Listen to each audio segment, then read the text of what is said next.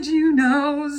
Hi, and welcome to Did You Knows? This is episode 2, and today we are going to dive into nasal anatomy as we get on the same page so that you can understand some of the anatomical terms that I will be using through future videos, and give yourself an opportunity to really start to investigate your own nasal breathing. So to start with, we'll start on the outside of our nose. We're all familiar with our nostrils. Those are the openings to the nasal airway. Our nostril shape and size has an impact on how we breathe through our nose.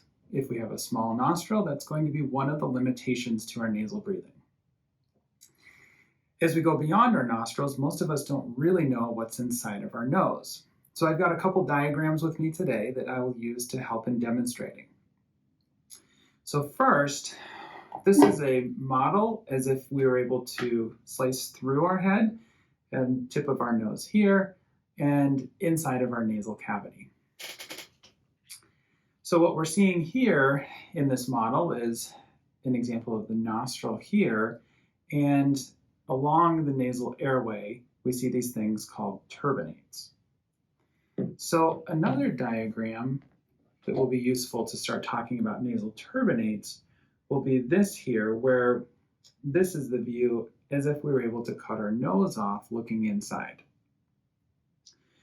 So these turbinates are these bumps of tissue that sit along the side of our nose. Most of us have 3 of them, a top, middle, and a bottom. And it's this bottom or the inferior turbinate that when it gets big, that's the thing that gives us a stuffy nose. So if you think back to the last time that you had a cold and you couldn't breathe through your nose, it was most likely your inferior turbinate that became big, congested, and then becomes obstructive. So the next thing to point out in this diagram is going to be this blue line. This blue line is what we call our nasal septum. Our septum starts at the front of our nose and extends all the way to the back of our nose. If you put your fingers in each nostril, there's a structure that prevents your fingers from touching. That's your nasal septum. If there's any crookedness, bending, or deflection to the septum, what we see is that it's a deviated septum. And as it's drawn in this diagram, a deviated septum can actually limit our ability to tolerate swelling of the inferior turbinate. And it's through that mechanism that we can see nasal obstruction become very symptomatic from a deviated septum. This last row is talking about our nasal valve. This is actually just inside of our nostrils, at about this area.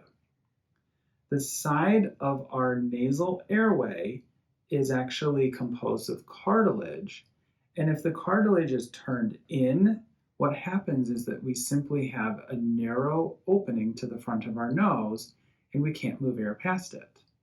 You can check your own nasal valve to see if simply pulling your cheek to the side helps you to breathe through your nose.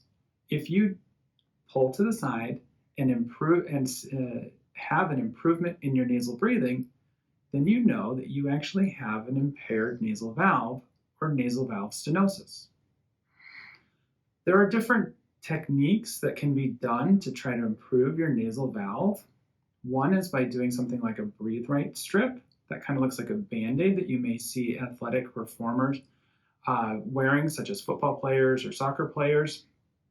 And what that's doing is basically like your cheek, it's just simply pulling to the side. Another idea would be little circle dilators that go inside of the nostrils, and those little circles can actually push out. Those are 2 options that don't require any procedures to intervene in order to improve your nasal breathing.